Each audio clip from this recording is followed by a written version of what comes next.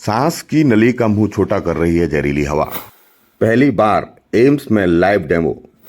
21 लाख भारतीयों की एक वर्ष में वायु प्रदूषण से गई जान। सांस नली में चिपक रहे हैं धूल के कण, उसका छेद हो रहा है छोटा और जहरीली हवा से सांस लेने में दिल्ली में वालों को हो रही है दिक्कत। जानिए पूरी रिपोर्ट्स। एम्स ने दिखाया पूरा डेमो। दिल्ली एनसीआर में दमघोंटू हवा की वजह से सांसों का आपातकाल लग चुका है। वहीं दिल्ली एम्स ने भारी जानलेवा रसायनों से भरी इस हवा का पहली बार लाइव डेमो दिया। 4 अलग अलग तरह की सांस वाली नली को डेमो दिया।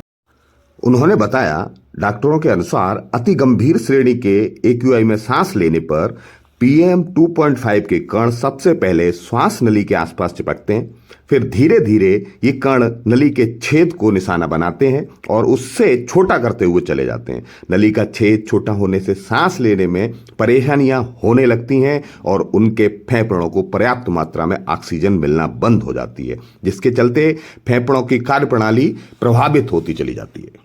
कोलेस्ट्रॉल, रक्तचाप जैसी बीमारियों का भी जोखिम दिखाई देने लगता है। फेफड़ों के अलावा सांस के जरिए रक्त में पहुंचने वाला प्रदूषण कण कोलेस्ट्रॉल, रक्तचाप, कोनिका किडनी रोग जैसे बीमारियों को बढ़ाता है। यही कारण है कि प्रदूषण की वजह से सभी लोगों को हार्ट अटैक आने की आशंका है। जो पहले से दिल के रोगी हैं, उनको बाहर प्रदूषण में सांस लेना जोखिम भरा कदम हो सकता है, इसलिए बाहर जाने से बचें।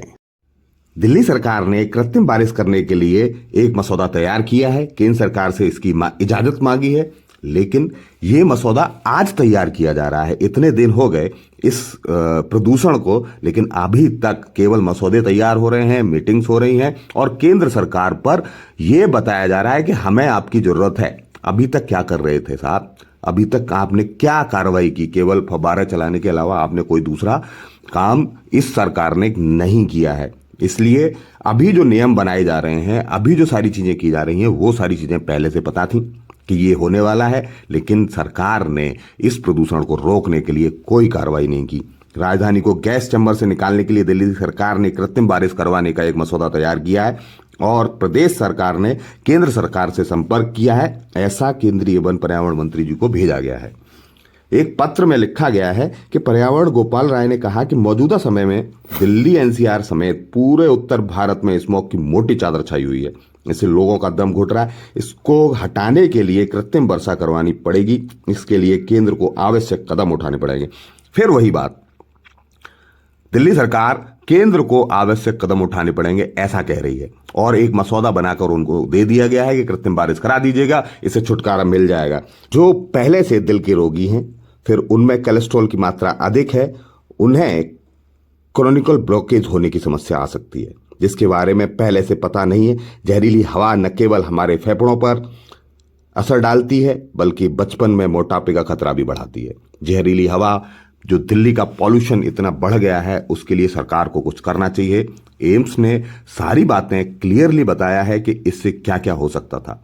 दिल्ली एम्स में बताया कि ये बहुत ही गंभीर समस्या है, इसको जल्द से जल्द निपटाया जाए, चाहे उसके लिए कोई भी समस्या का समाधान लाया जाए और केंद्र सरकार कुछ इसके लिए करे, क्योंकि इससे रोगियों की संख्या लगातार बढ़ रही है। काला दमा जैसी बीमारी के लोग अस्पताल में आने लगे हैं, जिससे कि उनकी नली छोटी हो रही है, सांस लेने में दिक्कत हो रही है।